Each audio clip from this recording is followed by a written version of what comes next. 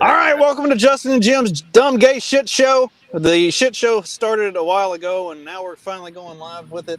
And when we say gay, we don't mean gay as in like homosexual. We mean gay as in retarded. So get on the same page with us. 90s gay. That's right.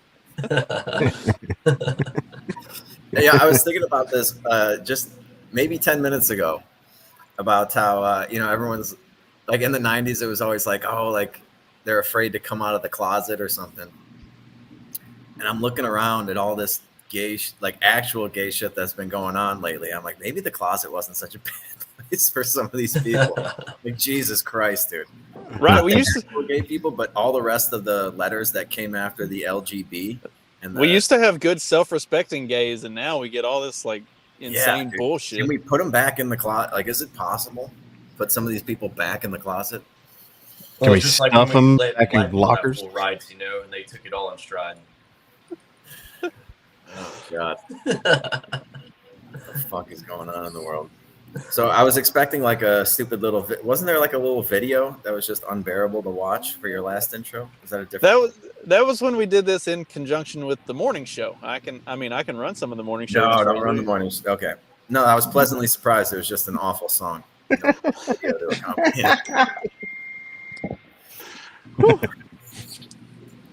Yeah, this is on my channel. The morning show, we have all kinds of just insane, retarded, dumb shit that we use for the for intros, outros, and everything. Actually, I think we've got the best outro, and you've got the best intro in the game. But the morning show, we got the best outro in the game. Mm-hmm. What was the outro again? I'm drawing a blank. It's the it's the like Swami guy that says democracy is of the people, by the people, for the people, but the people are retarded. Yeah. Classic. Yeah, that's a good one. Yeah. Now that is not gay. That's right. I mean, democracy's gay. That guy, not gay. No. He might be homosexual, but he's definitely not gay. Yeah, he might fuck dudes, but that comment, that statement was in fact not gay. Accurate. Johnny, were you there for that conversation? We were talking about Peter Thiel, and then later on, like Bronze Age pervert, and talking about how like is Peter Thiel gay or does he just fuck dudes? I was not a part of that. No. So the idea is he does it as like it's a power move thing, not a like he likes butthole kind of a thing. Oh, he does it to exert his dominance. Yeah. Male. Yes. That's the idea anyway. We don't have any verification of that. That's just a working theory. But no. Although with BAP it was kind of confirmed. There was some fag was talking shit to him on Twitter. It's been several months ago, and he basically just responded and said, "Look, if you want, I'll fuck you." He's like, I do the fucking though. I'm not gay. So if you want, and I charge $1,000 a night or $300 an hour, it's your pick. He's like, I will fuck you every which way you can possibly be fucked, but I don't do receiving and I don't do like none of that stuff. It's just me fucking you. Like, yeah. Holy shit. There's definitely degrees of gay when it comes to that. Yeah. When it comes to being gay, doing the fucking it makes you less gay than the other guy, in my opinion. 100%. Yeah. It kind of reminds me of South Park when Cartman gets it backwards and he tries to explain why Butters is gay because Butters' penis was in Cartman's mouth, so that makes Butters gay because he lets dudes suck his dick. It was fucking hilarious. Oh my God. I think there's still a degree of gay there, but Yes. I'm saying that as Sean's getting in the truck. He goes, "What?" Yeah, we're talking about gay shit, Sean. I'm not where I'm taking you. Well, before we went live, we were talking about languages, other countries' languages, and how they sort of match up with the culture of the country that they come from. And then I brought up the Joe Coy bit on how to tell Asians apart based on their accents. And I don't think anybody here has seen this. If I have, I have not. I don't remember it. Should we play it? It's pretty Alright. funny. See if I can find it. So you've got the access. Oh, yeah, If you can find it, you can play it. All right, hang on.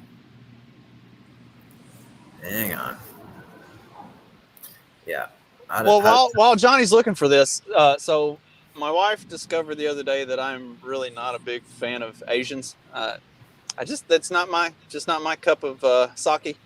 She watches all these like the next top model shows, and she put one on, and it was like Asia's Next Top Model, and all these chicks were like varying degrees of really Asian looking, and I'm just like, oh my gosh, why are they all so fucking ugly? And she's like, you really don't like Asians, do you? I was like, the only one that's even moderately attractive is the one that looks like she's mostly black. Like all the rest of them are just like, oh god, no, why? Yeah, I've always said Asian. The hottest Asians are always the ones that you cut with a little something else. Justin, you're never going to make it as a libertarian if you're not attracted to Asian chicks. Yeah, how did you get a chick that wasn't Asian?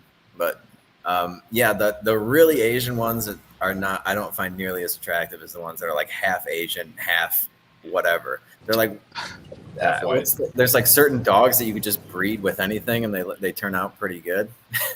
Like, I feel like that's kind of how the Asians go. All right. I feel like it's the same with any other race, though. I feel like half white and half something else always looks pretty good. Other than a pure white bread, though, I don't know, man. White is right. Yeah, those Swedes, those Nordic countries, they know what's up. Yeah, but white does take on a. Yeah, it handles it pretty good. I don't know what other races don't cut well. Well, there's some Indians, like India Indians, Southwest Asia, and anything. Yeah, like, do you ever look at that thing? It's like, I think the corgi dog. No matter what you breed the corgi with, it has the shape of the corgi, but like the fucking hair of the other dog. It looks exactly like a German Shepherd that's shaped like a corgi, or a bulldog that's shaped like a corgi, or whatever. You fill in the blank. It's so fucking hilarious. I wonder if there's any there's like a site or something that tracks how when you cut people together, when you know what they turn out like. If there's one type of person that when you mix it with, no matter who you mix it with, it looks just like that, but in the shape of their native form. I did find that Joe Coy thing. Am I sharing? As you're pulling it up, then how does that explain Barron Trump? Because he's like 6'7" and skinny. Yeah. And it has the face of like a Greek statue. He's so skinny, but is he only 6'7"? He looks taller. I thought he was like a legit 7-footer. Allegedly. I mean, he's probably still growing. Last reported height that I'm aware of was 6'7". Jesus. So that's and like probably like 149 pounds. Justin's pretty tall. He's pretty gangly. I heard you guys talking about Asians. Yeah. Thought you'd hop in. Oh, hello, We're gonna teach everyone how to tell them apart right now, if I can figure it out. Hero priest. I don't know. I don't know if I'm allowed to speak nicely of them because I'm just coming from Nathan Bedford Forrest's grave site. Well, Where is that? He was like fifth on the list of things he was concerned about. All right. Okay, so I present now. Share my screen. This one. All right. Let's go ahead. All right. Very true. That was good. Pretty good. The other thing about Asian women is like they look like they're 12 years old until they look like they're 100. I guess that's all Asians. They say you age like a banana or something. It's like you get old really quickly. It's like not at all, and then all at once. Yeah. It's like, I remember too, I had a Korean friend growing up, and like his mom was like so fucking hot, you know, when we were like, he had like one of the hot moms when we were kids. And yeah, she was like fucking 50. Looked like she was probably in her 30s or something. And now, I mean, I haven't seen her in a while. She's like probably 76 now. And now she probably looks like she's 110. Yeah. and I don't know exactly where that line is that they cross, but man, once they go over that hill, they roll down the other side super fast. And there's like a coin flip on Hispanics, because some females, the second that an egg gets fertilized, they can't fit through doorways for the rest of their life. And then there's others that they can spit out 10 kids and they look just like they did when they were 27. Like there was a lady who answered phones when I started at a few companies back. She was Panamanian, and she was a smoke show. And that was going on 20 years ago. She looks no different. Still a smoke show in like 60. And I'm just like, how? How is it? She has a daughter that's like, I guess, closing in on 25. They look the same. Nice. You got her number? Comes from good stock. I don't know how else you fucking predict that. No, like I said, total coin flip. Because Yeah. I guarantee you she has a cousin that has to walk sideways to get in wide doorways. And yeah, and I wonder if it's the age, because I do see a lot of like beautiful women here that they have like 3 kids, but they had those kids when they were like 18. So they bounce back a lot easier versus the US, they have them at like 37. They're all geriatric pregnancy. A lot harder to bounce back from anything. It seems like Mexicans, they already have like the thick mom bod when they're young. Then once they have the kid, they're just fat as shit. Yeah, they turn into just this. I don't even know what the body shape is. Probably it closely resembles a bean. Oh God. Yeah, that's horrifying. You never know. You're marrying this beautiful woman. She has 1 kid, and she turns into fucking Jabba the Hutt. Yeah. And the thing, the thing with a lot of those Hispanic girls is they keep their face, like their face doesn't blow up, like just fat white from women. the neck, just from the neck down. It just dude. Fat girls are really good at that. Yeah, looking unbelievable from the neck up. And so, if anybody, we are in the dating app generation, have been now for 10 years plus. There are some clever gals that know how to hide certain assets that I would say are red flags. Yes, and they also know this, which is why they hide them.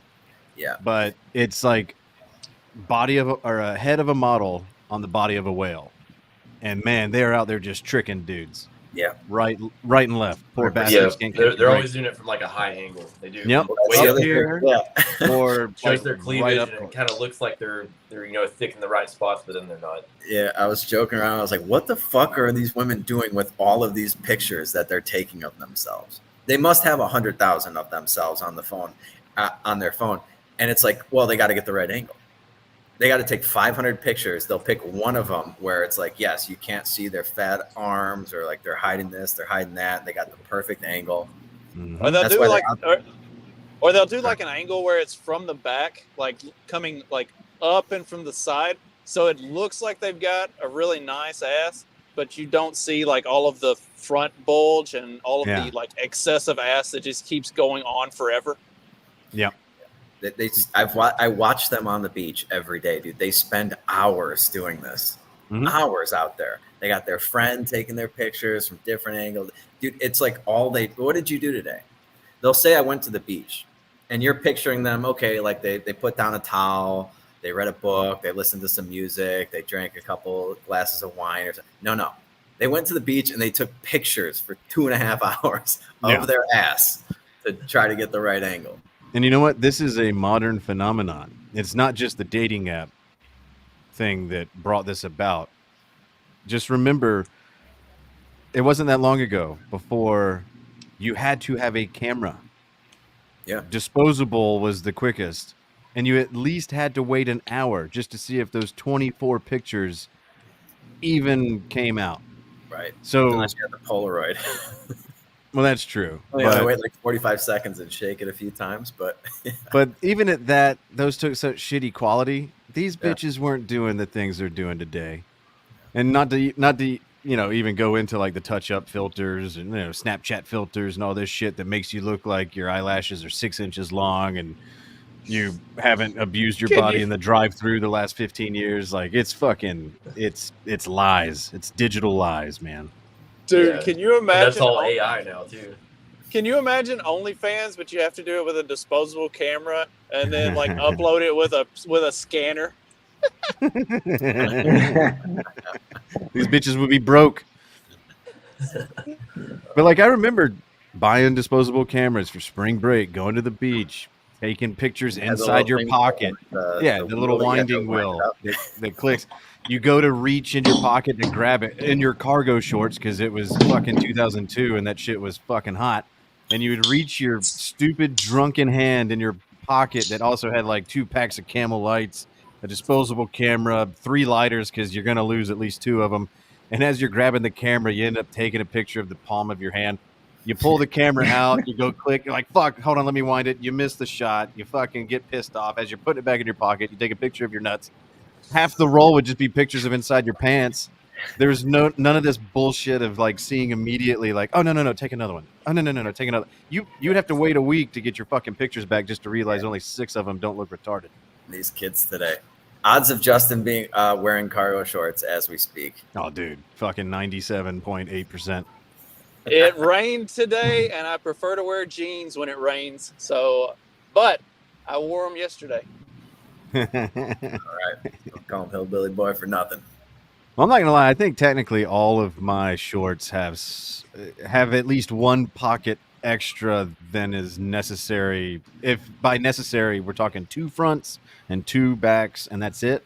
There's like a little hidden zipper pouch to put something in somewhere, like everything but they're not the big poofy, Old Navy khakis bullshit like in 97. You get like saddlebags on your thighs.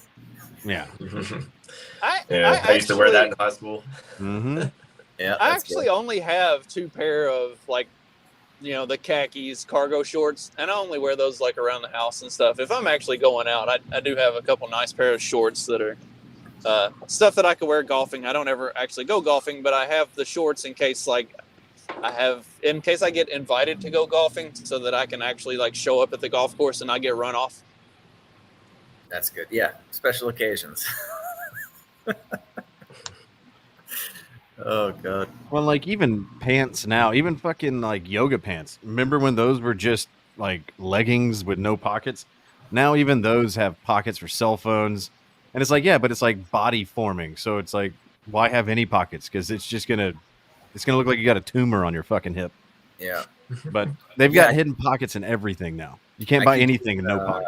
Yeah, I keep seeing these like bathing suits that have like instead of that mesh shit that's like awful, it's just like a pair of like boxer briefs or whatever connected to it, and there's like a thing to put your cell phone inside that, and I'm just like, wait, what?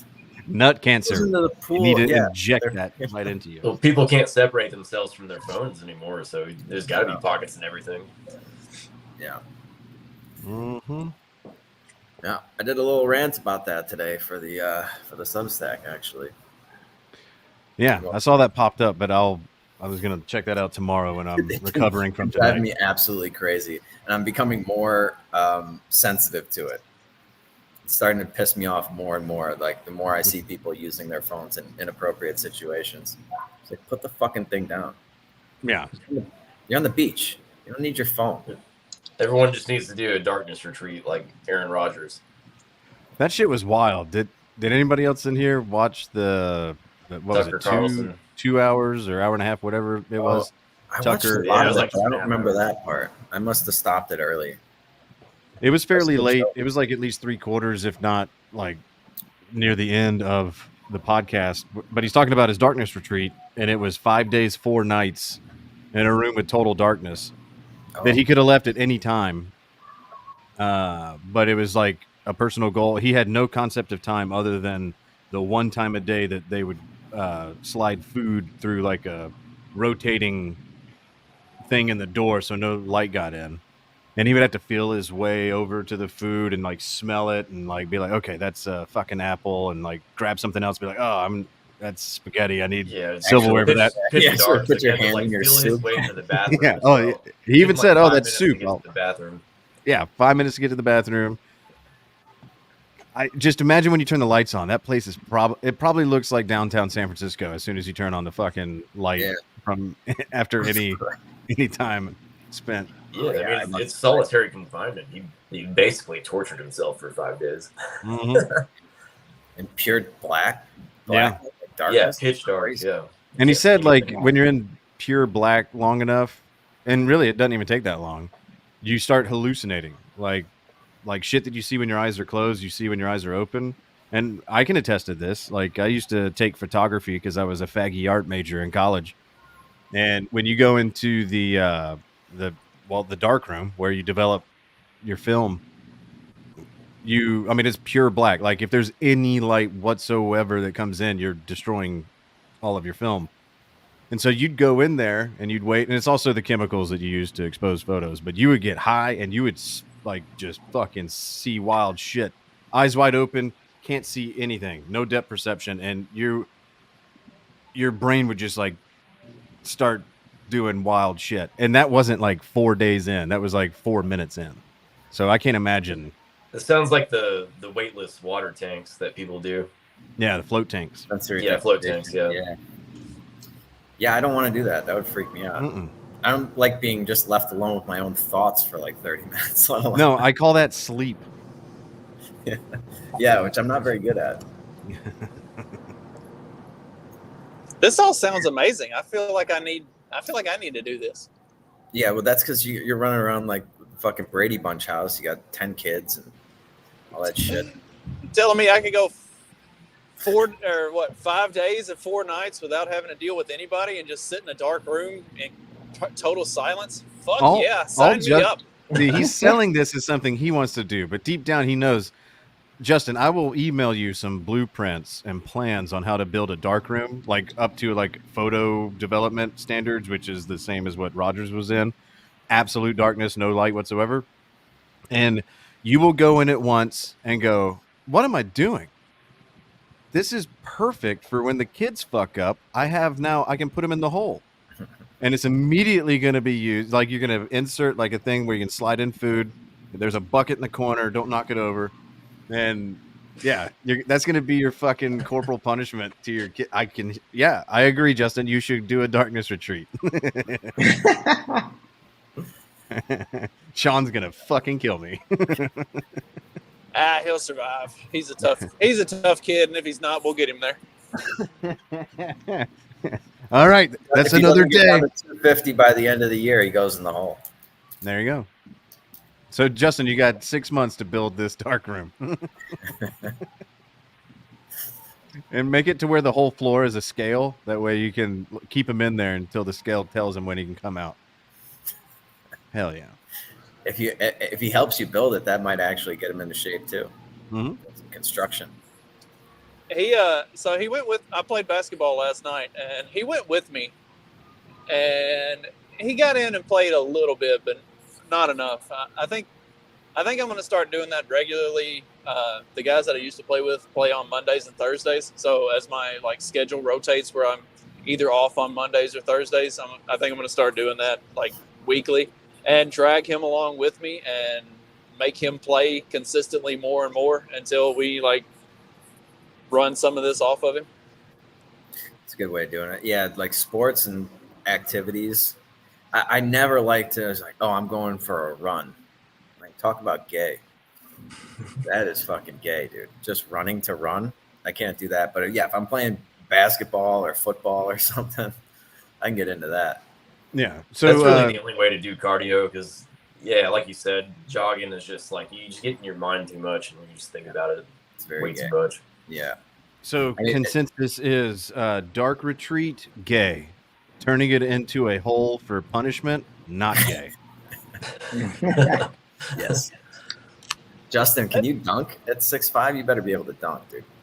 I can still get the rim. I don't know if I can still dunk. I messed my ankles and knees up pretty bad over the course of the last 8 years, and I'm doing good to just like run up and down the court for 2 hours, much less do anything beyond that. Man, if I was 6'5", I'd be doing fucking windmill dunks. When I was in high school, I could stick my elbow in the rim, and I did do that. Oh man, I got one dude pissed off at me in a game because I knew the guy he would always hit the first free throw and he'd always miss the second. It didn't matter what it was. For some reason, he had like a mental block, and he would always short the second one. And so we're lined up on the free throw line, and I like elbow the guy next to me, and I said, "He's gonna miss this, and I'm gonna dunk it on you." And he goes, "No, you're not." And as soon as it came off the front of the rim, I grabbed it with both hands, put it back, and just hung my nuts on the back of his head. He was so mad. After that, every time we came down the court, he was trying to knock me down. That's pretty great. That's like Babe Ruth calling his shot with a tea bag at the end. Love it. So other gay and retarded topics. Did we have any lined up? I got a couple that I can throw out there and see if there's any interest. Justin already did an episode on this one, so I don't want to cover old ground. And it kind of seems like everybody, at least in a small corner of the podcasting world, has talked about it. But fuck it, I'll just throw it out there. All the college campus protests, those stupid fags.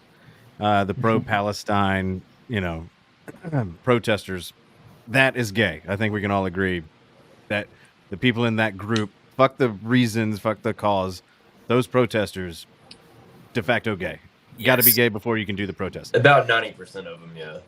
But I'd say there is about 10% that actually are legitimately protesting Israel and not just trying to be. Yeah, but once you showed up and you saw the company that you were in, wouldn't you leave? Yeah, gay by association is still gay, and you got to be so not gay that you're aware of this. Gayness. I just think protesting it's dumb after a certain extent. I mean, you can protest for a week or two. After that, what the hell are you doing? Activism for a foreign country, always gay. What are they even protesting? None of them know. The clip of the two chicks, they're like, "What? Why are we here? I don't know. I wish I was more educated." It's okay, this is all of them. None of them know why the fuck they're actually protesting. They're protesting for free Palestine. What does that mean? Or so there are some people out there that actually know what they're protesting, but anyhow, I think protesting is just kind of retarded in general. So yeah, indeed. So it never really worked. So that was kind of the given, but then people saw the frat boys enact their counter protest, which I don't even think it's a counter protest. It's just, to me, yelling at faggots.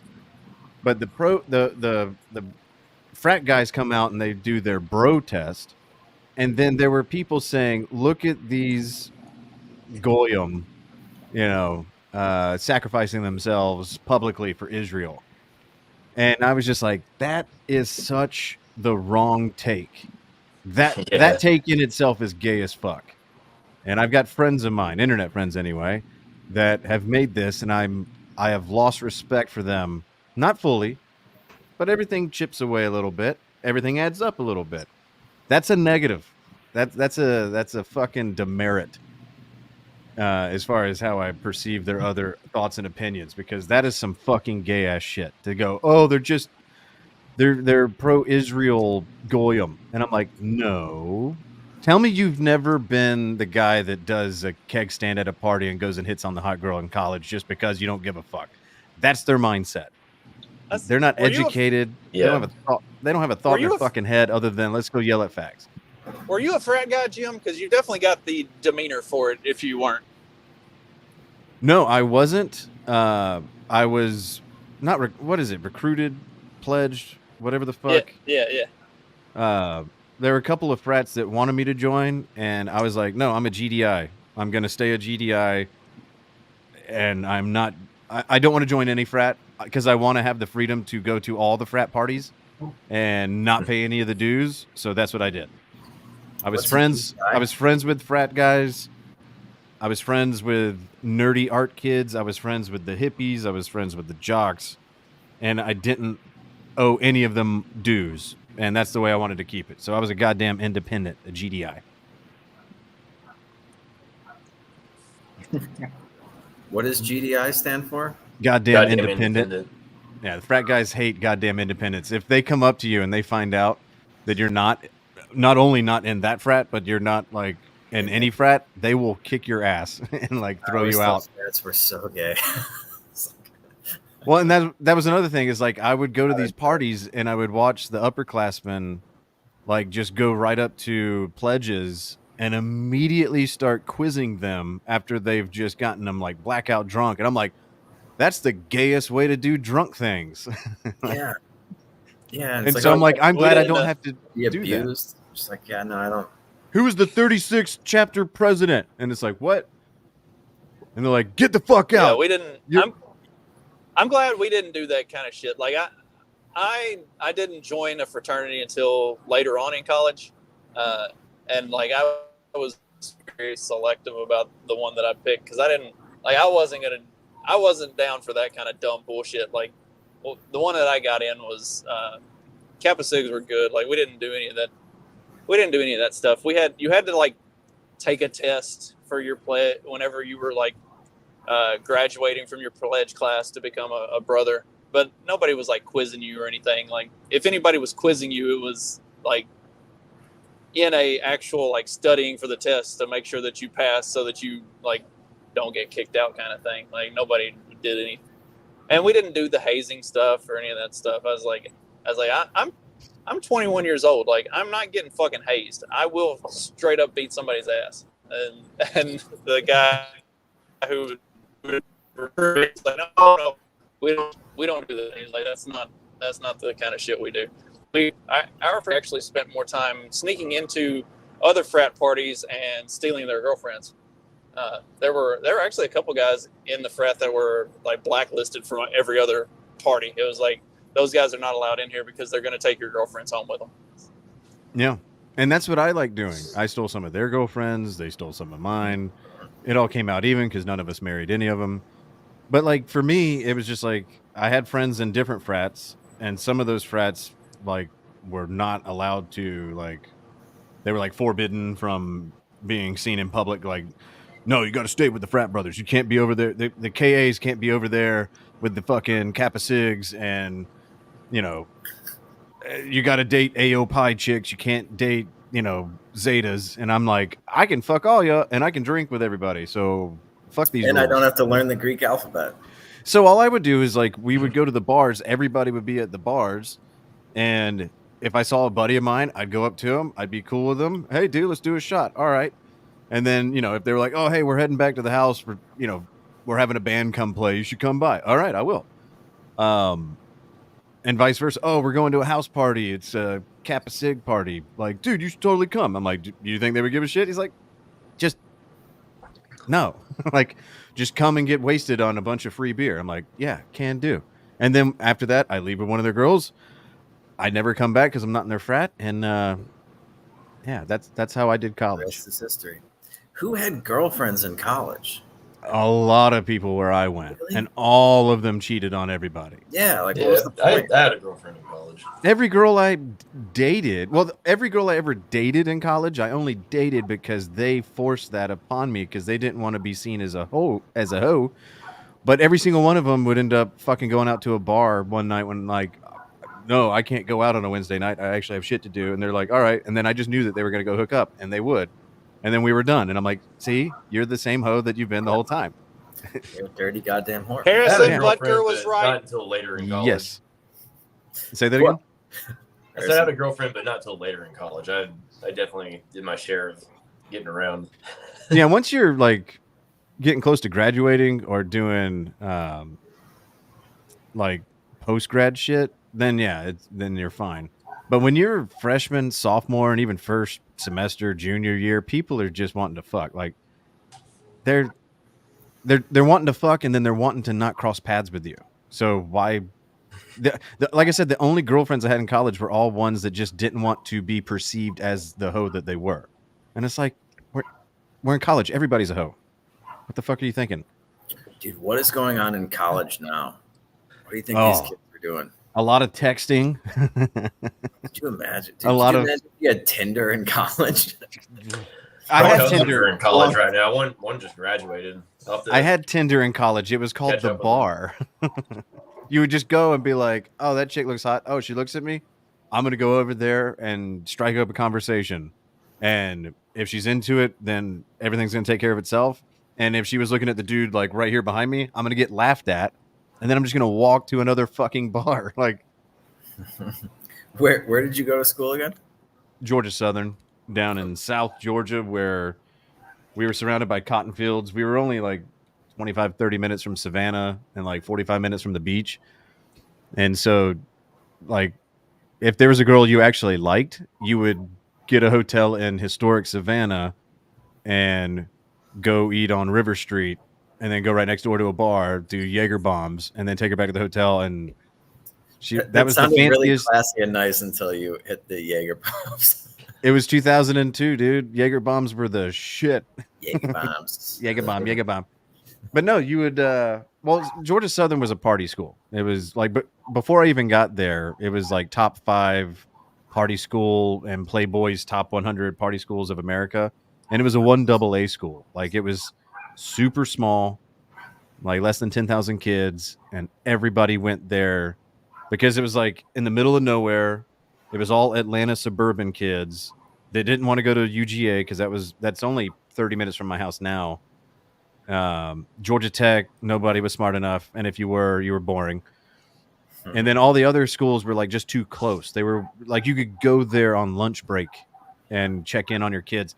So all the degenerates that wanted to actually have a college experience but like keep the Hope Scholarship, which was something here in Georgia where like just as long as you had I think a B average, your college was paid for if you were a Georgia citizen going to a Georgia university. And so it was like, let me keep the Hope Scholarship but get as far away from parents as possible. So Georgia Southern just became this like oasis in the middle of rural cotton fields, and it was just a shitty good time. They're just a bunch of Southern belles or what? Oh yeah. Nice. It was basically, I won't even say the cast-offs from SEC schools. It was literally kids that didn't want to like have to hike across a 3 or 4 mile wide campus. They wanted a smaller campus with the bars outnumbered the academic buildings. House parties everywhere. Cheap. Everything was cheap as shit. And the chicks were hot. Like, if you watch SEC football, Ole Miss has like this reputation of like having the hottest girls. But Ole Miss, Alabama, UGA, like name Florida, name LSU. I would put LSU right up there with Ole Miss. Yeah, and to me, that's just girls in the South because that's just country girls that aren't hood or like super liberal. Like, they're just hot chicks that wear sundresses and like to do keg stands and don't mind if their ass hangs out. It's fucking man. great. When I was at Mississippi State, we'd go down to Baton Rouge to LSU on weekends from time to time, and some of them coon ass girls, they would run circles around some of us. It's a different breed. Oh yeah. Texas Tech was definitely laid back like that, like Georgia Southern. Oh yeah. I mean, because it was just like an overlooked school. We were 1AA. We were winning national championships in football, so we had sports to like, and all of our games were at noon because we were a nobody school, but we were the best in the nobody division. So you could go get wasted first thing in the morning for football. When your game ended, or really at halftime when you're already up like 48-2 or 48-3, then you just go home and continue getting wasted watching the schools that you've always grown up being a fan of, and then end the night at the bar every Saturday. It was fantastic. Texas Tech had when's the reunion? When are you going back there for the old man day? I'm not, because I've been down there. You got to remember, I've been out of college for like going on 18 years. And so the college kids that are there now weren't even alive when I was there. And so it immediately feels creepy as shit. Like I actually I went down. They have a campus in Savannah now too, and I went down there for work, and I was walking around the campus, and I even texted my sister who lives in Savannah, and I was like, when the fuck did they start letting children go to college? Everybody here looks like a child.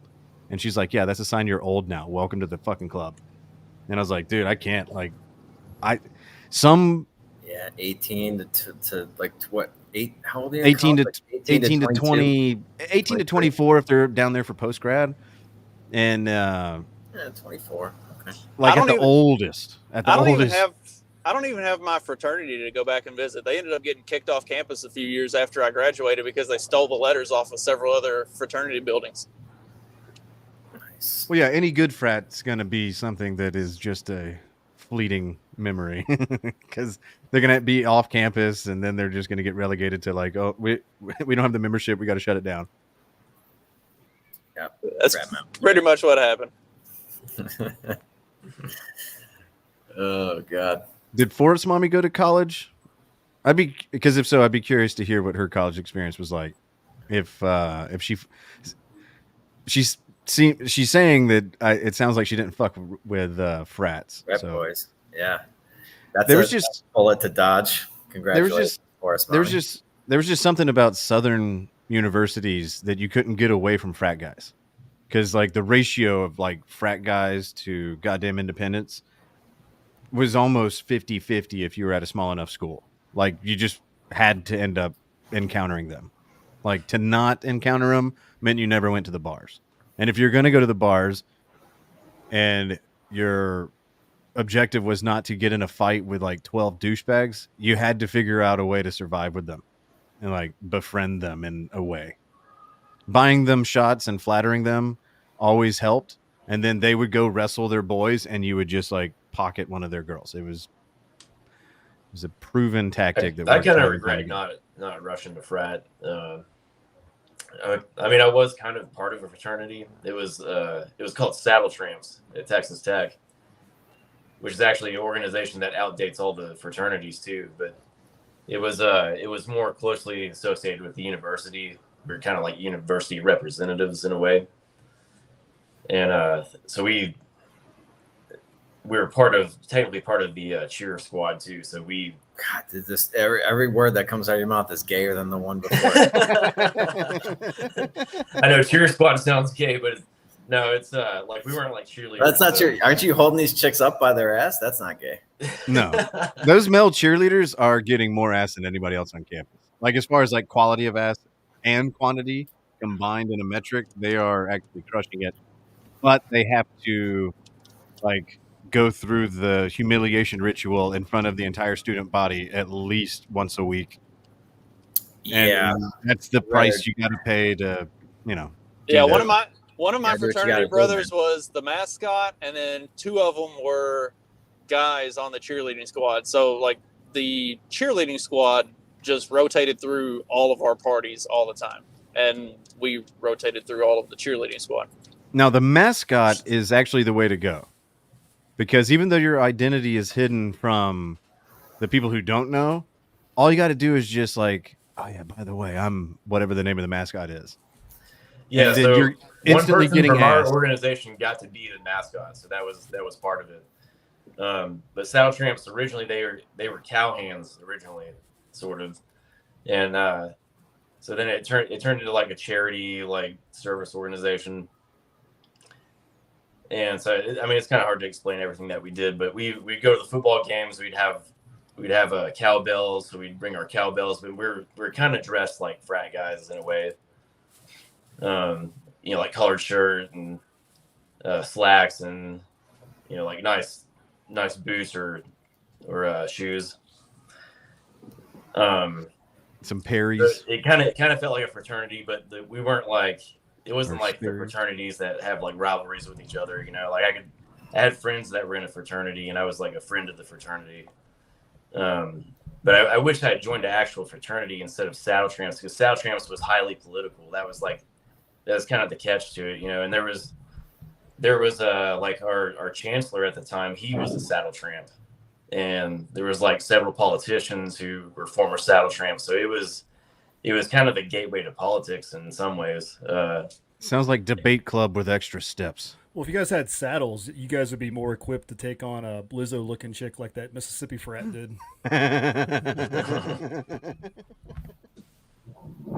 And that's my point, though. We're getting back to the topic of what's gay, what's not, or what's gay and retarded, and the takes on the frat bros. I thought was just uber gay because it felt like, yes, even though I wasn't ever in a frat, I also know what it's like to be a 21-year-old retard that just wants to get day drunk and go yell at nerds. And that's all that was. And they saw people desecrating the American flag. And you can think, whether, oh, there you go, whether or not that in itself is gay, is going to defend the flag. I think if you're fighting age male in America or in whatever country you're in, defending that flag is not gay. And if there are loser faggots desecrating the flag, then it is 100% on you to go defend it, regardless if that ends up not mocking Israel and Jews or whatever the fuck everybody else was so fake upset about. I don't know. Yeah, the ones who were like taking down the American flag and putting up the Palestinian flag, those are the ones that are they probably don't even know where Israel is on a map. Like they probably can't even find out a map, you know. They don't know anything about the conflict. And they're trying to make it about them, and they're trying to once again identify as like the victim, you know. They're like, oh, we identify with them because they're victims and we're victims. And Yeah, they're trying how to can I make this about me? Yeah. It's great. They're unbelievable, man. Yeah, the requests, we played some of it on the podcast. They wanted dental dams and fucking HIV tests or some shit. It's like, what the fuck? Yeah, it quickly who's turned going into down just on the a women bunch at of, these protests? Other Yeah, women. it was just a bunch of demands by communists, you know, like, oh, I deserve this. I need this because I'm special. You know, I'm a victim. Yeah. Well, They're just like me. We're going to go on a hunger strike. And then, 3 hours into it, they're, oh my God, I'm starving. This sucks. and the Damn. ones that aren't openly saying, I wish I was more educated on it, the ones that actually think that they are educated on it, their education stops at, well, no, they are acting in a genocidal colonial manner. We're against colonialism. And that's why we're saying free Palestine. And I'm like, okay, so you're protesting the country that I also think is retarded gay and has too much influence and should, shut it down. But for the wrong reasons, because you're retarded. And you're just like, you see white people bombing brown people doing colonialism, and that's why you don't like it. I'm saying I don't care about any of that. Well, that's the woke take on colonial history too. Is that they think it was just like what the Israelis are doing to the Palestinians now. Oh, they were just bombing the shit out of them and totally making them slaves, and it's that wasn't all of Western civilization. It's like, yeah, slavery existed, but that slavery predated colonialism itself. So land is to be colonialized. That's kind of how people move around and have inhabited the earth.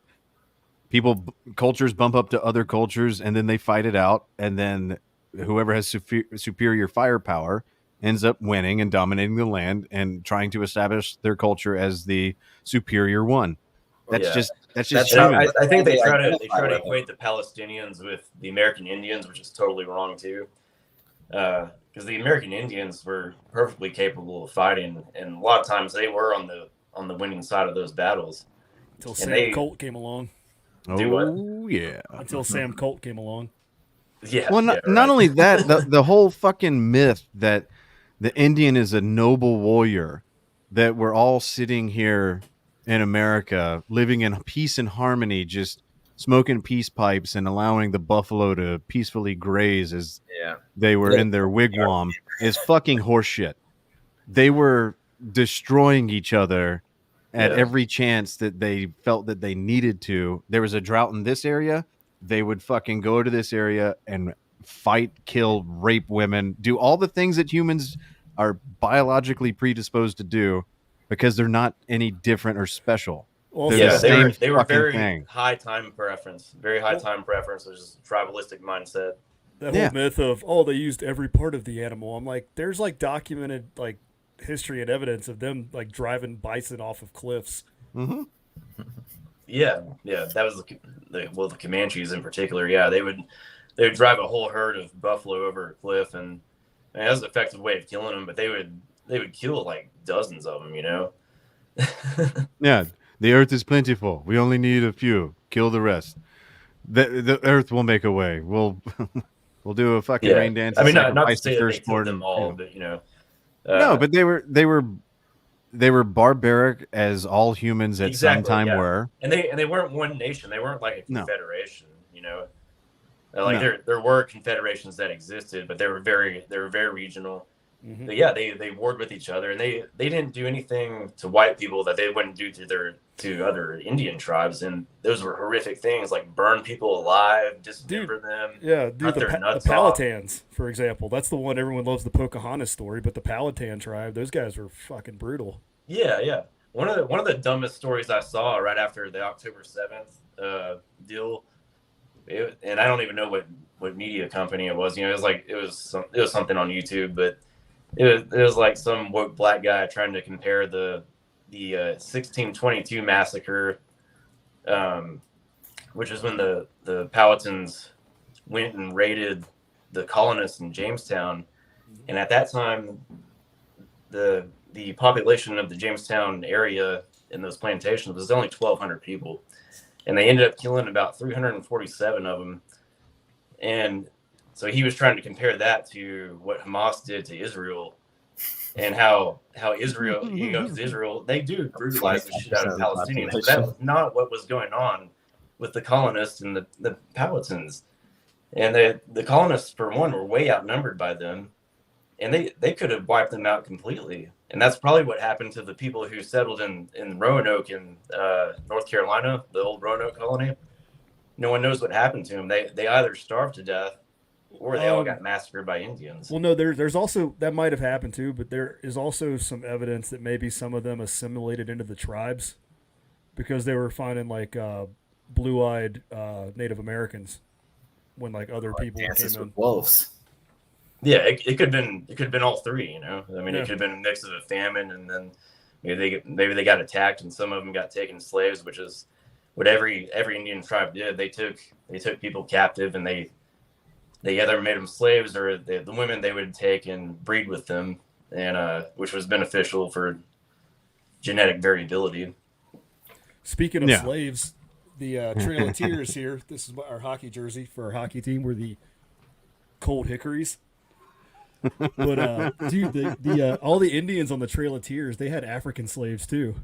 Yeah. The Seminoles were notorious for having African slaves. What? No, they were peaceful.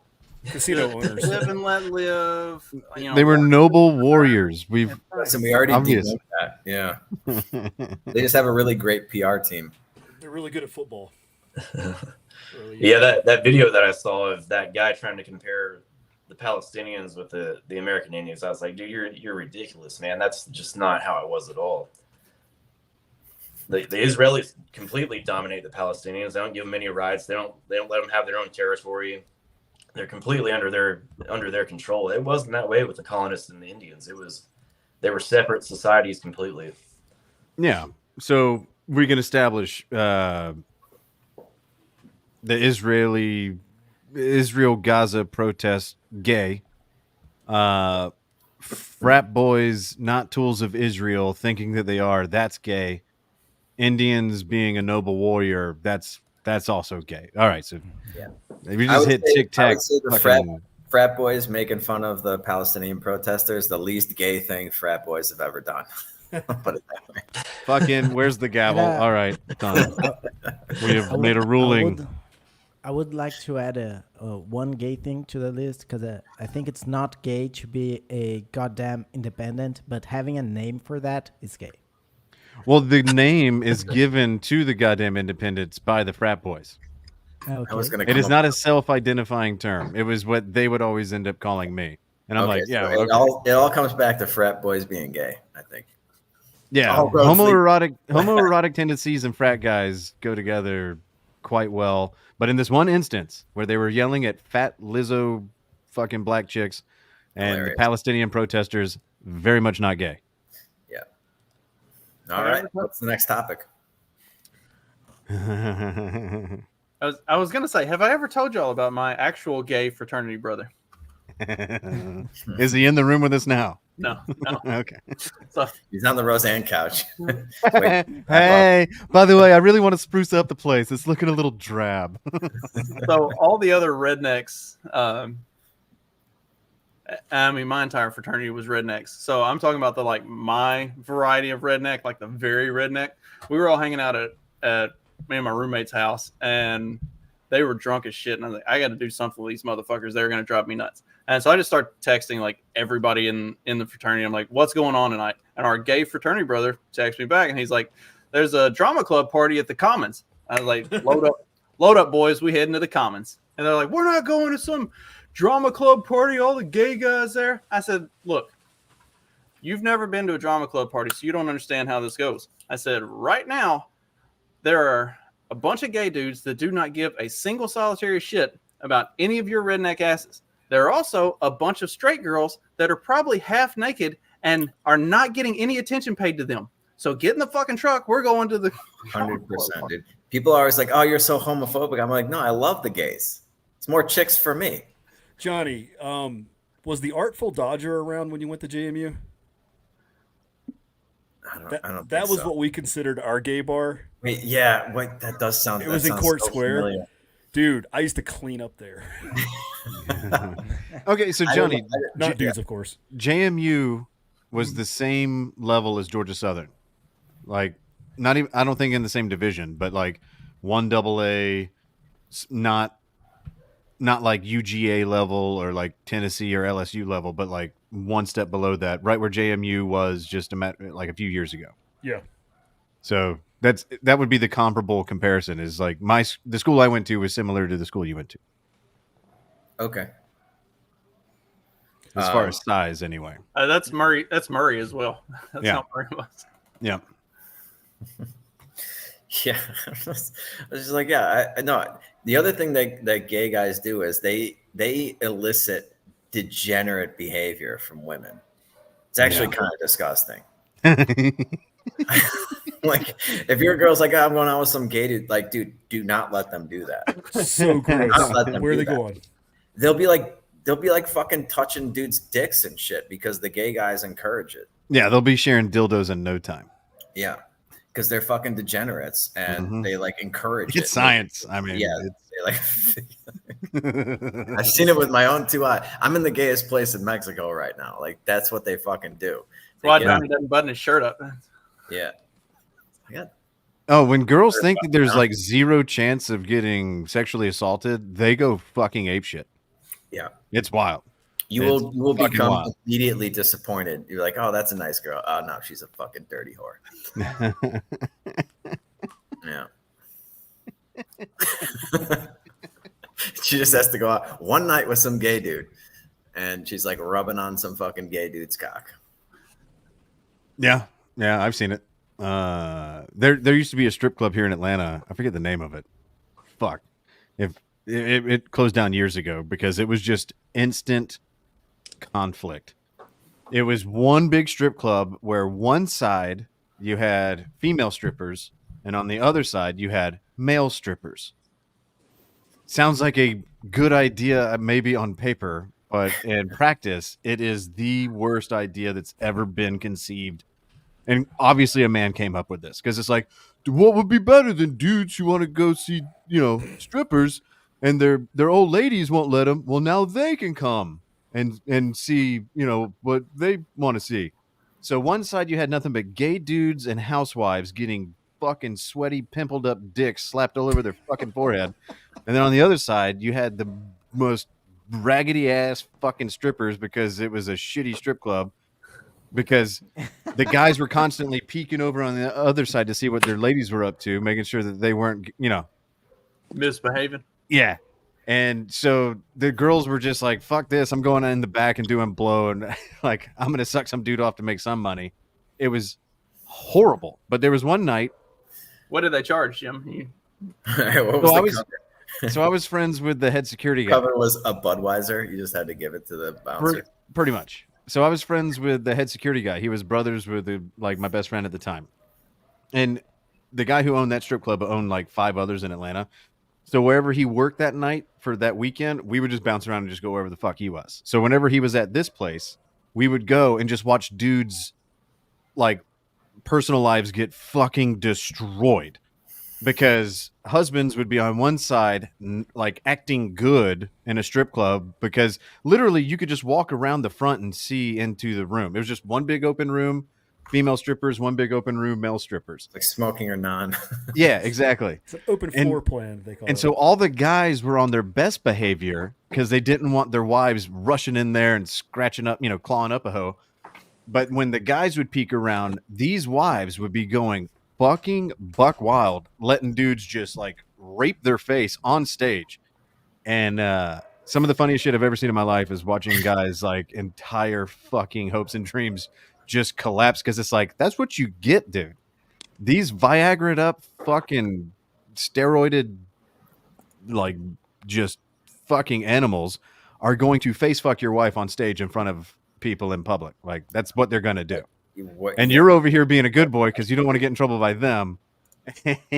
And what happened to men, dude? We became such pussies. Jesus Christ. There's a reason why that strip club fucking didn't last long. But it was why women should not be allowed in male-dominated spaces. Exactly.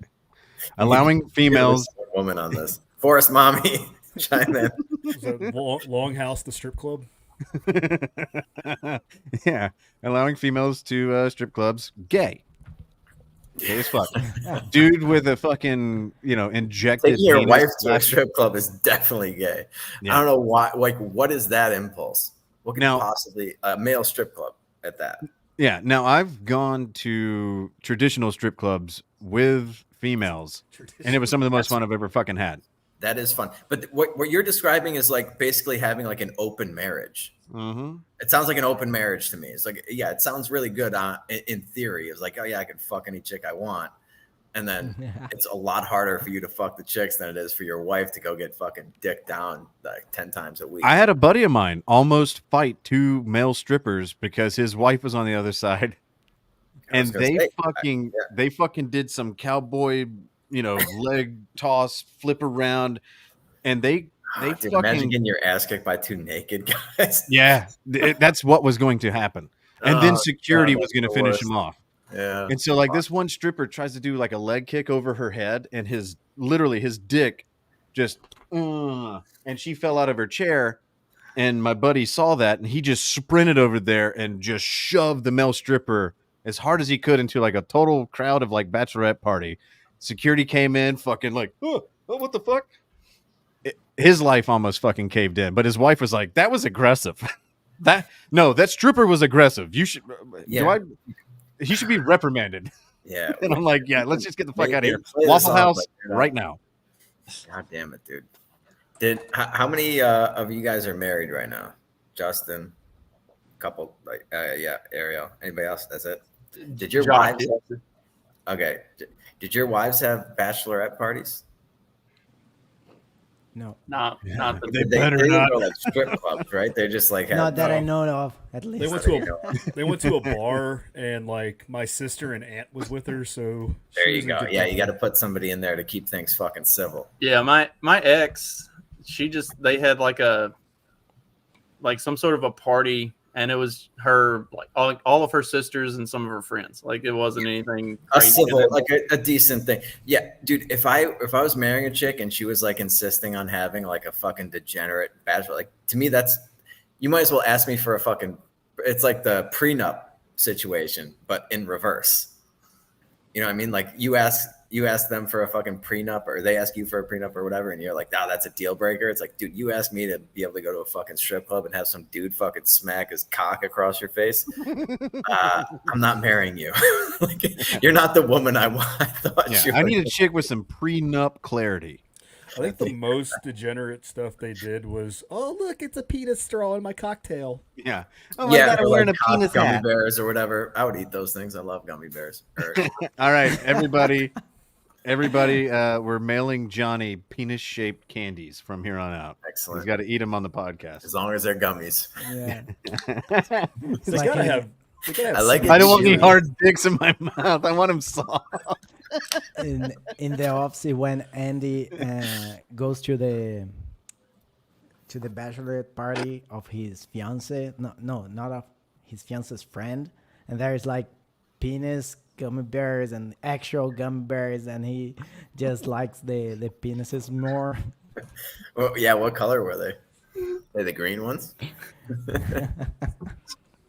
Johnny's like all green penis gummies. That's gummy So, bear. I so like the Justin, I'm retarded and possibly gay, but how are people commenting on the Twitter feed? Where are you doing it as a space or like what the fuck? No, Technology you can stream to Twitter now. This StreamYard now supports X. Oh shit! Yeah, it's going places. I really do like this platform. Oh fuck! It's You got just fucking there's flawless. 29 people watching us on Twitter if I'm reading it correctly. Sorry, everybody. Wow! I apologize. Why? Why? Nothing better to do. Fucking losers. That's gay. If you got Watching nothing this- better to do on a Friday night than sit around and watch us shoot the shit and talk about dumb gay shit, Yeah, we're trying to establish what's gay and or retarded or not. I Those guess. 29 people, gay. and the That one- includes and us. the one who's walking around Yeah, naked. yeah. Obviously. I wonder if a few of them are Fed boys, though. You know, Oh, what's up, Fed boys? Most of them are- hope your wives are getting dicks smacked across their fucking faces right now. Most of them are probably porn bots. They're like getting ideas for how to run their accounts better. Mm-hmm. The AI is learning. How do you crack into maybe this we'll shit? teach them about the Constitution too. Oh, they're like, oh, that thing? Yeah, I also have toilet paper. God damn it, dude. Yeah. I don't even think any of all my buddies that got married, like we didn't even like go to strip clubs or anything when they had bachelor parties. Dude, my bachelor party was awesome. We went to my buddy. He lived in a rural Amish area, and we just had a big bonfire, got drunk, played beer pong, rode horses drunk. That was fun. Yeah. I've done those bachelor actually parties, pretty and I've done the strip club bachelor parties, and yeah, the strip club ones, like you end up showing up to the wedding, and there's always like a meeting before the wedding commences, and it's like, all right, we don't fucking talk about what Tommy did because his wife's here and she doesn't know that he even went. He was visiting his sick grandmother, so everybody, no mention of what you did with a golf club to that fucking poor girl. And it's like, okay. I mean, why you got to ruin my fun? Yeah. You know, I'm here to support you, and now you're putting parameters to this. I got to question our friendship. Like, I'll do the wedding, but everything's on the table after this. Nothing. I mean, I guess my first buddy to get married, we went to Vegas, and like it was Vegas, so I'll let you guys use your imagination on that. But it wasn't like it had nothing. Like it wasn't like an organized thing. It was just like, you know, a dozen fucking 23-year-old jerk offs in Vegas having fun. It wasn't like, oh, you're getting married, we got to go to like a strip. I hate going to strip clubs, dude. I've always hated it. It makes me feel like a fucking loser.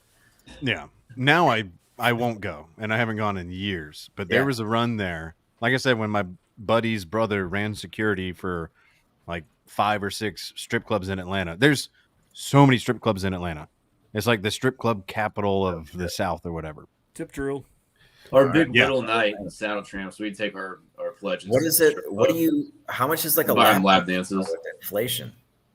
Oh, fuck. I couldn't even imagine now. More than Like $20? Like everybody would go in there with at least $300, and you were guaranteed to have like at least 6 hours of just fucking retarded fun. Like, eventually, all the girls would end up just being at your table. You would always go with like no less than 4 people. Let's go to Atlanta, dude. Yeah, $1,200 between 4 friends. Great night. Wow, that is so not what happens here. Like the strip clubs are like most of the strip clubs here are like the biggest tourist trap you could fucking imagine.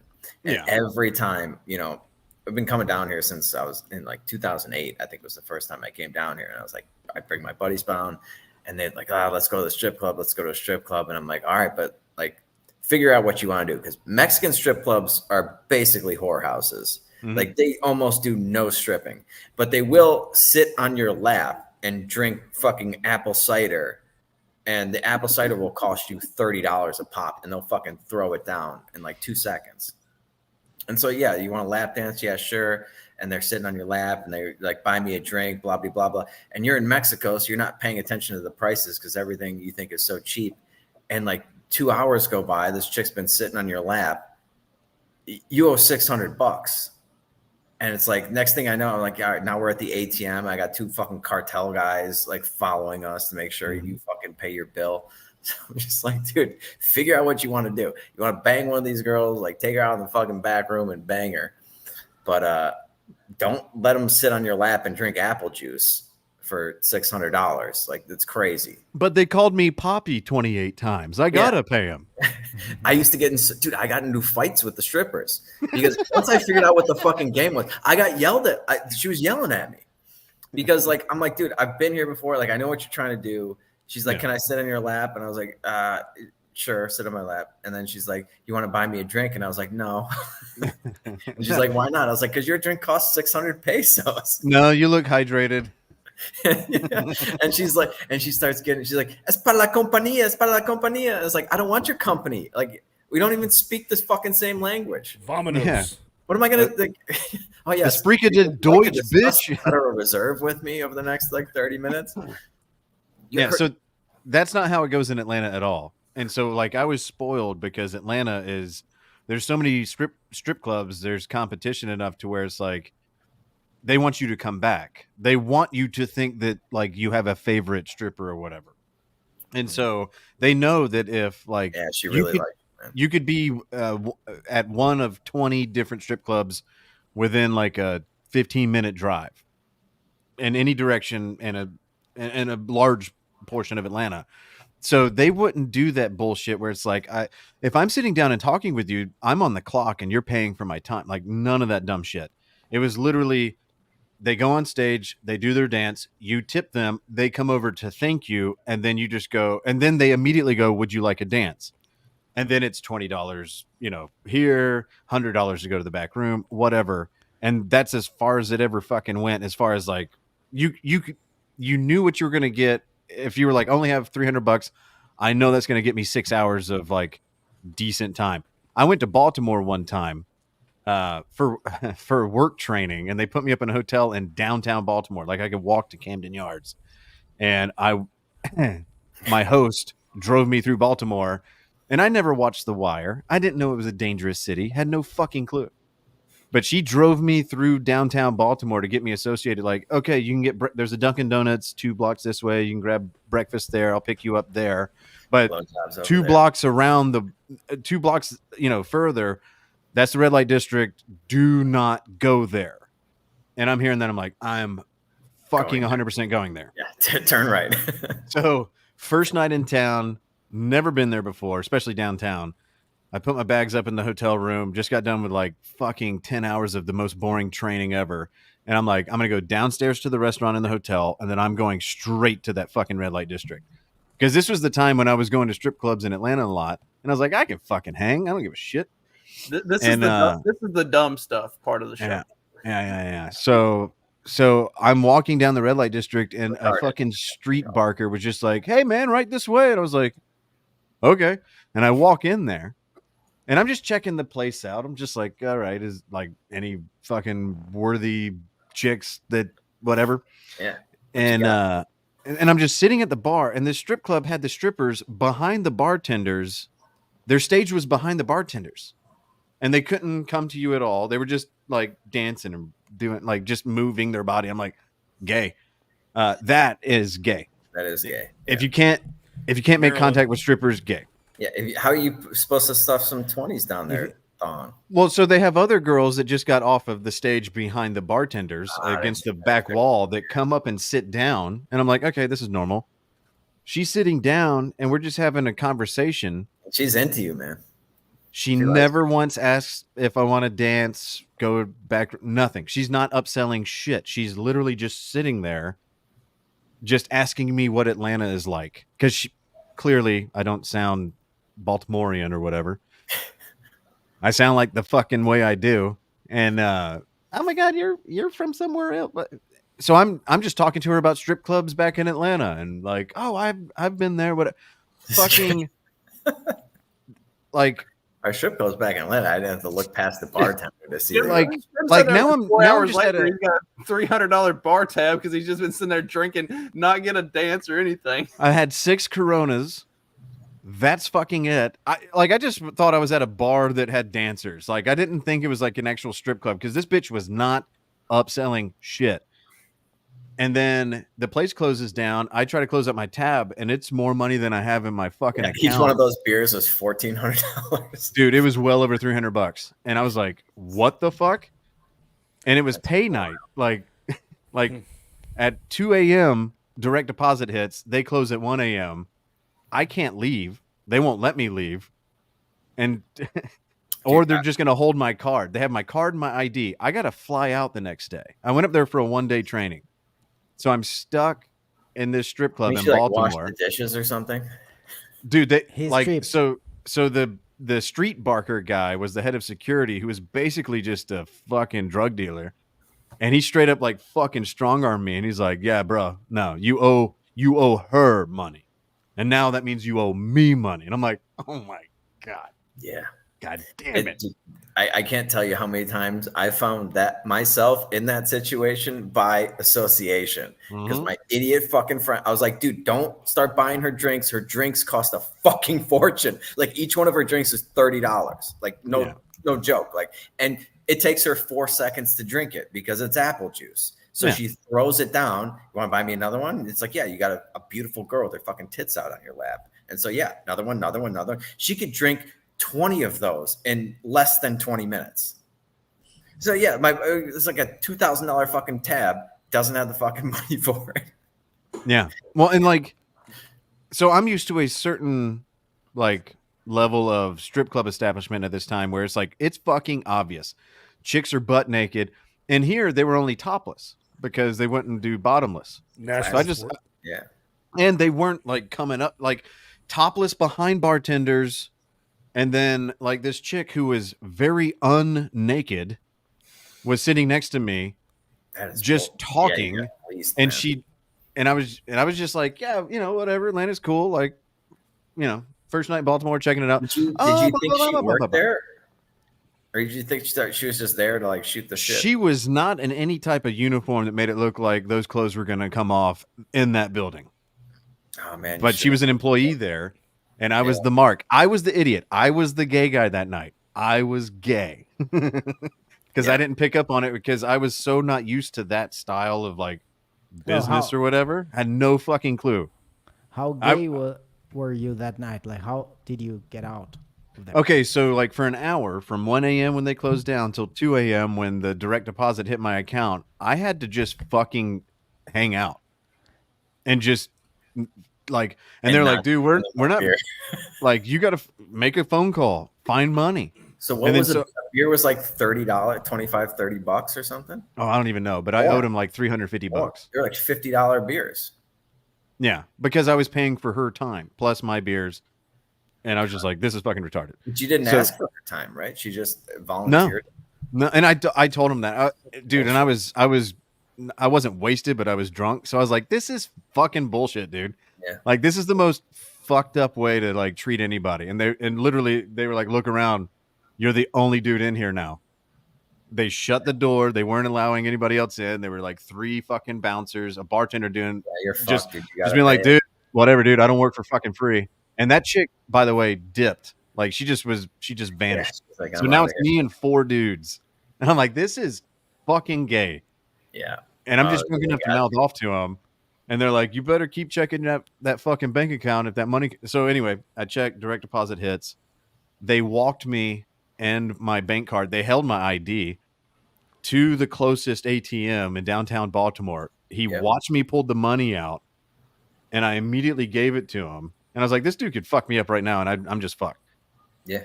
The only reasonable, like, decent thing they did was I handed him the money, and then he walked me back to the bar. I got my ID, and I just got the fuck out of there, went to bed, slept two hours, hopped on a flight, and I was like, Baltimore fucking sucks.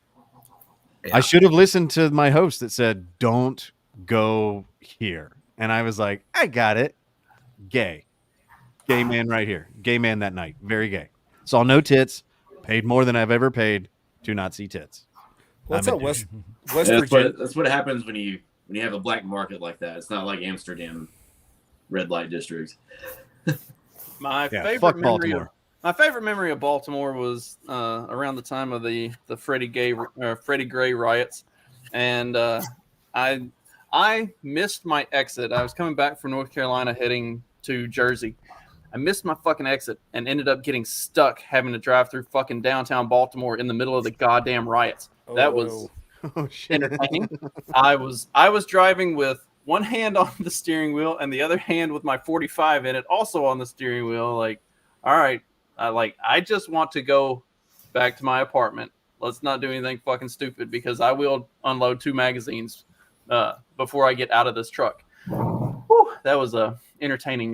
That was an entertaining trip. There was already told that story on the podcast. Oh man, there was a shop that had, it was all like everything was boarded up, and they had on the boards, it was black owned. Please don't. It did not help. They absolutely did. They were like, bitch, we can't read. If those kids could read, they'd be very upset. Exactly. So the West Virginia clubs, they're kind of like Atlanta, except instead of being in a metro area, you have to go out in the sticks. And then, you're just driving, there's a bunch of woods, and then, hey, neon lights. But, the way the way you described Atlanta, that's how the clientele is, they do their thing. But the first time I came to Nashville back in 2003 for a Halo tournament, I'm such a cool dude. But we went to ones in Nashville, and in Nashville, they're BYOB. Oh, that means they get all the way naked. No, it gets better. So not only do you have to buy your own beer, take it there, then they have to take it from you and put it in a fridge, and then you have to tip them to bring you your own beers that you bought. Then, I thought you said it got better. Sarcasm. So, God damn it, gay. We need a banner to put over. Yeah, just put a gay flag over my face. They don't get fully nude, and if you actually get a lap dance, they have to be fully clothed. Yeah, that sounds pretty fucking gay. Yeah. Why did the feds burn up Waco? They should have burned up that compound with those fucking religious zealots. They got the wrong compound. They also had the audacity. The one we went to specifically, you basically had to pay for a VIP parking, or not VIP. I'm sorry, valet parking. Jesus Christ! Was this place run by Live Nation? Just fucking milking every penny out of you. Pretty much. And I'm coming from being able to go to West Virginia, and you walk in, there's a 10. Oh, there's a chick missing some teeth and a C-section scar, but there's always some hot ones in there too. Yeah. But then you just go to this, and it's like this is bullshit. Nice, Justin. Dude, there was a strip club here, and I found out. Oh, this is a great story. Are we still streaming? Perfect. Yeah, oh yeah. All right. So the world needs to hear this. It's a great story. There's a couple parts to it. So I used to come down here. It's my uncle's condo, and I would always come down here for a week or something, spring break, whatever. A bunch of my asshole buddies. I come down here and raid the liquor cabinet, drink the tequila, whatever. I get a text message from my uncle. He's like, hey, John, I need you to do me a favor. Go into the liquor cabinet. There's a bottle of Don Julio tequila with a Taboo sticker on it. Taboo is the name of the strip club. I need you to finish the bottle and get rid of it. because my aunt comes down here like right after me and my friends leave. And I texted him back. I was like, hey, Uncle Mike, I drank that 2 days ago. But if anything turns up, anything happens, just blame it on me and my friends. And what's going on with Taboo? Like, he's getting fucking bottle service and shit. I was like, what's happening with Taboo? Because I would always go to this other place called Aqua, and that's where all my friends were getting fucking fleeced. So like a couple of years later, we go to this Taboo place, and it's the only strip club that wasn't like probably cartel run here in Mexico. And it was run by this Canadian guy who apparently my uncle was like doing business with. And dude, I swear to God, it was, first of all, they wouldn't fleece you at all. Like the guy would real quick, Justin, what are you all doing? I'm seeing is a right Jerking hand my moving story. fast. Yeah, like the bottle service. All right, yeah, we might want to adjust the camera or maybe roll backwards because it should've looks like all you're doing work, dude. Justin was doing right there. I should have sharpening a knife. When I was just cleaning out the garage, I found this old cleaver, and so I've been like trying to clean it up and get all the rust off of it and get it sharpened up. So, Yeah. All right, well then carry on. But without that, it looks suggestive. Yes. That's why we all know. y'all didn't hear like the Sharpening a metal knife. grinding on the. I'll stop. I can do this later. No, you're fine to continue now that we know what you're doing. It's just, the internet. You know how that place is. So, yeah, anyway, I'm at this strip club now for the first time. And, dude, the Canadian guy is so fucking nice. Like, he comes by, how's everything going? I think when he saw my ID, he knew that I was, obviously, me and my uncle have the same last name. So, he would come by and be like, hey, just to let you know, you're at like you're at $150 or whatever. And I was like, all right, cut me off when I get to here. Like, don't let me go past 500 or whatever I said. I don't know what the number was, but we had a great time. It was like a decent establishment, but it wasn't like they weren't trying to fucking fleece you. Come to find out, they have a drive-through menu. You could go into you drive up to the place, you sign your name on a book, and you can take these strippers back to your place. All you gotta do is sign a fucking book. It was like it was like a to-go. Like a to-go library. order. Yeah. To-go order. You get them for like 2 hours. You can do whatever the fuck you want. The funniest goddamn thing. Dude, I walked in there, and they were just like, they don't even pretend to be a strip club at the second time I went there. Like the first time they were like, actually, like they had a couple girls dancing or whatever. This time it was just like, maybe it was a slow night. They were just chicks like sleeping on the fucking couches and shit, just like completely passed out, not interested whatsoever. Nobody was stripping. He ended up selling the place to Aqua, the other place, or Candies. They sold it to another strip club, got bought out by the cartel. I think he left town. And then they turned it into Candies. The only honest strip club in PV got fucking bought out and turned into a fucking tourist trap. No, the stable of bitches, aka strippers, were they all Hispanic, or were there a couple of like? It was like 85, 90%. 90%. You'd see like the occasional, like, dude, I remember seeing like a black chick in there. You'd see, there were a lot of chicks from like Venezuela. I don't feel like that would play very well. Like traditionally, at least in the States, Mexicans and blacks don't get along. I don't feel like a black chick at a Mexican bar would. I just wonder if they use the Dewey Decimal Sons System. of Anarchy, they didn't get well too. Yeah, it was more just like it almost just looks like a Mexican that got a little too much sun that weekend. Like, it was a little too dark. I think I saw like one or two black chicks at the strip clubs in Cancun. Yeah, there's always like at least one black chick. But yeah, I did see a lot of Colombians and Venezuelans, and there were some Cubans too. A too. lot of Venezuelans, and they were just like, dude, shit, just takes here's somebody. Like, you have no idea what that girl went through just to get out of Venezuela. And she's at this fucking Canadian's like fake strip club. I could sign her out for 2 hours. I just got to write in a book. Oh my Lord. It was like it was the most ridiculous. I was like, dude, you have a to-go? Like, can I get a to-go box for this girl? It's like, yeah, sure, no problem. Like you couldn't finish your drink at the bar, and you just this girl. Yeah, I'd like to take her back with me. Yeah. The It's like fucking- Uber, but it's like Uber and OnlyFans combined. Yeah. Instead of like taping over the straw so you promise not to drink and drive, they put pasties on them. Well, dude, I remember. I think it was that time that I went there. My cell phone fell out of my shorts pockets in the cab. And I'm there with my buddies. I'm like, oh shit, dude, I think my phone fell out in the cab. So we start calling my phone from my buddy's phone.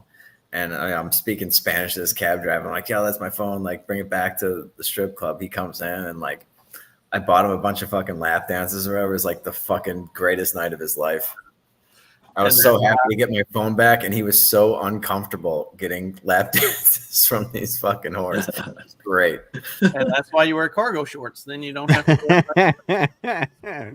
Yeah. See, It's too They hot, come man. in- You gotta have linen shorts with really shallow pockets. That's what we did in our organization at Texas Tech. We take our pledges. So we take the pledge that we thought was least likely to go to the strip club and buy them a hayride. And so the hayride was like where they go up on stage, they strap them down in a chair, and all the girls come up and one by one give them a lap dance. That's great. Wait, Justin, now you tell me what a hayride is. That's not a hillbilly thing? Not in my part of the hillbilly that's country. location specific. I feel like that's I was really hoping to juxtapose those two things. It's a Texas thing. It's a West Texas thing. Yeah. And in some places, the hayride is just like anytime you're fucking a country girl, because she always goes, "Hey," and you're like, "Oh, you're open for business. All right, what's up, drunk bitch?" Yeah, well, dude, I can't tell you how long it's been since I've seen like a blonde chick. I get it now. Like when the Mexicans they go crazy for blonde chicks. I'm like, yeah. Dude, Yeah, they send do. me some of those Southern belles. They're all at colleges across the southeast. That is. Yeah, I should do my fellowship. visa run to a college every 6 months. Like, Literally just show up during football season, because that's when they have the most non-students on campus and everybody's just getting wasted. And yeah, you'd be fine. You still half-ass look young enough to pass in I most. can pass for 28, maybe. Yeah, your hair hasn't like ran the fuck off your head like mine has. Right, You're if you fine. Got a full head of hair. You're doing all right. Yeah. I You get show Botox. up with this bullshit, they're gonna be like, "Oh my god, can you pay my tuition?" I'm like, "Get the fuck away from me." I You did. can just be like, yeah, I'm a non-traditional student. Yeah. I did get Do you teach here? And I'm like, "I'm fucking retarded." Spent a few years abroad. Now I'm back. And for you, that kind of place, you can be like, yeah.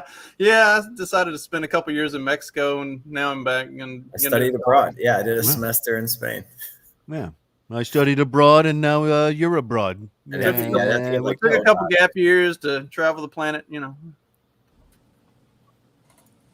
Yeah, in the right light, I could pass for, well, depends on how drunk she is, 28 to 32.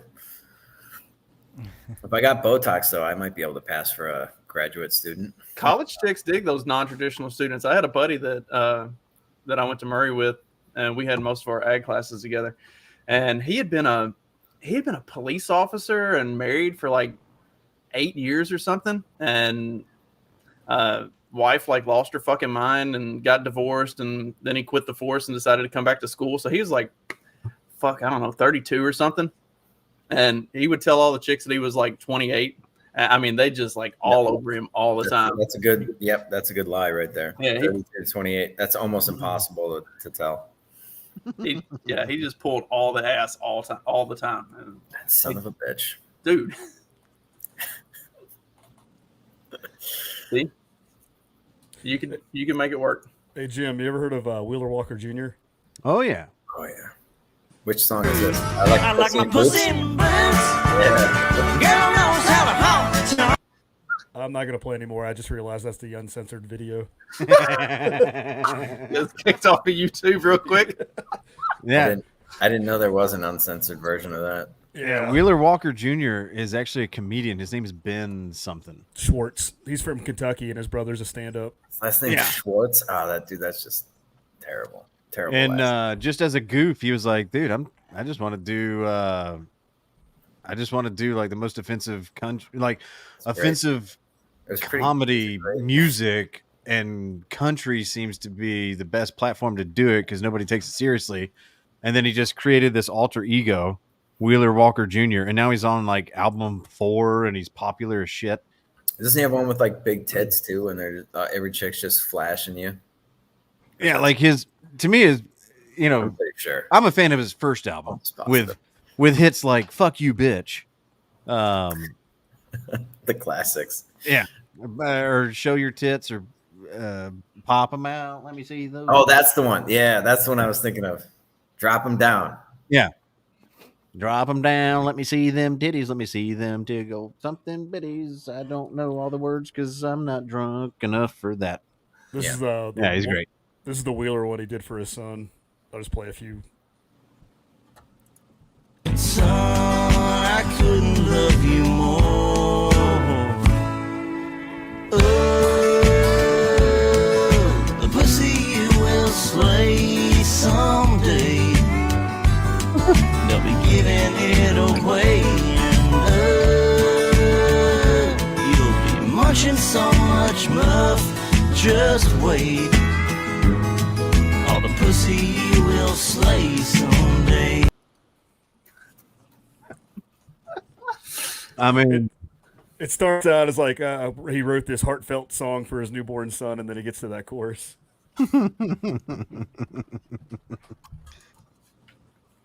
It's wild, man.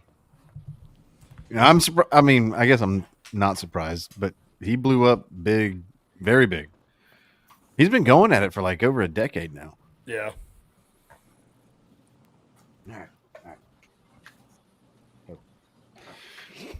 Wheeler Walker Jr., gay or retarded? Not gay, but maybe retarded. Definitely retarded. Definitely retarded. Taking on a totally different persona and changing, your name and everything. That's gay. But it's funny. So now it's just retarded. Yeah. His country songs they sound like all the other good country songs. Mm-hmm. We got in the truck and I had been listening to some country music, and so like a Jason Aldean song comes on, and my daughter goes, every one of his songs just sounds the same. He's like, why do people like this? I said, he figured out the cheat code, dear. He has a very specific audience in the like 19 to 26-year-old, like college age girl demographic. And so he can just keep making the same thing over and over again, because by the time the girls who like this batch of songs get too old for it and decide they hate it, now there's a whole new batch coming in that's what they like. So he just keeps recycling the same, the same bullshit that we hate, but his demographic loves. So him figuring out the secret to that success, is that why those Saudi princes try to take him out at his concert in Vegas? See, that's what I was gonna say. Am I retarded for anytime, like the second I hear Jason Aldean, the first thing I think about is the Vegas shooting? Like, does that make me retarded? If it does, it makes me that. I don't think so. I think it makes me retarded because I didn't know. It never even occurred to me who the fucking guy was that was performing. Jason Aldean was on stage, and I watched so many fucking videos, so many hours of Vegas shooting videos that, like, if I were to hear the song he was playing at the time, I'd be like, oh, right here is when it was like pop, pop, pop, pop, pop, pop, pop, pop, pop, rat-tat-tat-tat. Like, I don't know the song, but I know when the shooting started, and it was when this once thing it gets to the bridge, that's when the second shooter starts going. Yeah, it never even occurred to me, like, who is playing, because I just don't know anybody's names. It was Jason Aldean, and he's a Georgia boy. Like, he plays shows here all the time, and I'm like, I would never go to one of your shows. Like, I do know a chick that was at that show. Really? Yeah, with her old man. It was like her dad's birthday or something, so she bought tickets for him, and they were there.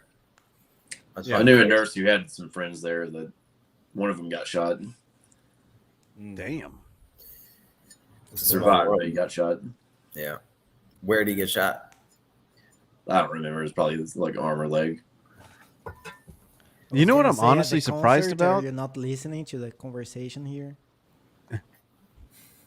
What was that? He was shot at the concert. Oh, yeah. God damn it, Ariel. No fish.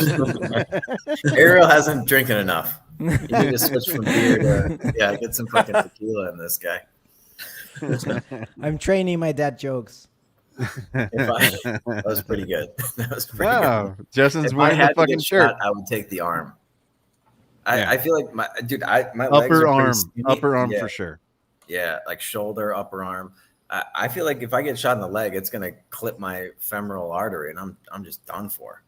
I got chicken legs, man. I was telling Sean about it earlier. I had a guy that Evansville, the south side of Evansville used to be like the nicer part of town, and then the civil rights movement happened, and now it's not. And the north end of town is where like the nice end of town is, and the south side of town is where all the gangs and shit are. Did they put Martin Luther King Drive down there? Oh yeah, of course. Yeah. Beautiful part of town. Man, it's like the main strip through the south side of town. That's awful. So I had a guy that worked for me a few years ago that lived on the south side of town, and he calls me one morning. He's like, "Hey, I got shot last night. I'm not going to be in today." He's like, "I'll be back tomorrow, though." I'm like, "Dude, you just said you got shot. Like, you don't need to come back tomorrow. Like, it'll be fine." And he's like, "No, it's not that big a deal." I'm like, what the fuck? So anyway, he comes in. It was a drive-by, but they did it with like a .22 pistol. And this dude's built like the fucking Incredible Hulk. Like he did like bodybuilding contests and stuff, and like ripped phone books in half. It was like I shot him with a slingshot, essentially. Yeah, pretty much. He got shot 5 times. 2 of them bounced off. Like they didn't even penetrate his skin. And then the other 3 just like buried a little bit. 2 of them buried like right into. It's like a BB gun. Like my asshole's older brother would shoot. He brings me the fucking bullets in a Ziploc baggie. He's like, this is like where I got shot, and they just had like bandages on them. They just like basically just took tweezers and pulled them out and put a bandage. Went to the hospital. Here's your $10,000 bill. Band-aids. I think they call that getting peppered. Yeah, that dude. There was like this big piece of fucking equipment sitting out on the dock, and I thought Baltimore strip clubs were bullshit. And we needed to move it. And so my boss was like, "Justin, run inside and grab a fork truck, and let's get this out of the way." And the guy, he was like, "I got it, no big deal." And he just like picks it up and sits it out of the way. It's like, okay, cool. After the shift was over, me and my boss were standing out there. He's like, "Go get a fork truck. Let's see how much this fucking thing weighs." It weighed like 430 pounds. And he just like picked it up, just dumped it off like it was nothing. Dude was massive, huh? It's unbelievable that me and him are the same species. If you hit me with a 22, like I'm going down. It's just like that's ridiculous. How are we the same fucking thing? Well, some would say you're not. Oh, damn it. Yeah, dude. So this woman I work with is back in shithole Chicago. Her daughter went to like a fucking Wendy's at 2:00 in the morning with this dude who was significantly older. I have no idea what they were doing. He was like fucking 50 or 60 or something. She's like, I don't know, 20 something. Good times. But it was like gang initiation night. So they just rolled up on the car and they shot the shit. Like they shot them. They fucking annihilated this car. He got shot like 18 times. She got shot 5 or 6 times. They both survived somehow. Like he threw himself on top. He was like a former, he might have been a Marine or something, but like, dude, just like a big fucking brother. Dude, those brothers can take a fucking bullet, man. You can't be using 22s and shit on. Like you need at least a 45. Well, you need some stopping power. When you have it turned sideways, it's harder to aim. Yeah. Well, yeah. Dude got hit. He took 17 of them because it's having to renegotiate gravity. It's fucking physics. I've looked into it. But I was just like, Jesus Christ, dude. Imagine getting shot 17 times, man. Like, I'm okay. I feel like you better start a fucking rap career. I want to kiss him. I called your mother. What is going on? Wait, say what? I said, are you throwing a rainbow dildo to your dog? What? It looks very colorful. What? It's keeping with the gay theme. He's wanting to do tug of war. Hold on. That's a good boy. Yeah. Hey, don't make fun of the dog. Nah, it's well, actually, it's Ukraine colors, so yeah, I guess it is a rainbow. No, it's a blue and yellow And Kong Ukraine. bone. Might as well be a rainbow. Yeah. Yeah, it's. I'm And basically. which part of the 2S LGBTQIA plus community are you? Chances are you're the Zelensky's plus head side. up his ass. It's between the furry and the white bitches that fuck dogs. I So would you're imagine. the plus. Yeah. Yeah, I'm like a. I think that's what the plus covers. Wait till they go like square root symbol. They're gonna be like, if you have a dog and he. Hey, that's fucking- racist math. we can't Wait, get is there that a color on the into it. rainbow flag for girls who fuck dogs? Yeah, it's white. White bitches be doing that. Yeah. Oh God! And on that, I think I need to go to bed. Ready? Y'all are more than welcome to continue this for as long as you want. I'm gonna end the stream and turn in. That's it for you. Like Costanza going out on a high note.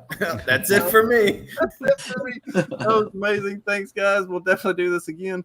Like I said, y'all are more than welcome to do this for as long as you want. But I can stay on for a little while longer. Yeah. I ain't leaving. Thanks for everybody that's tuned in. Hopefully, you got something useful out of this. If not, that's not the point anyway. I'll see y'all next time.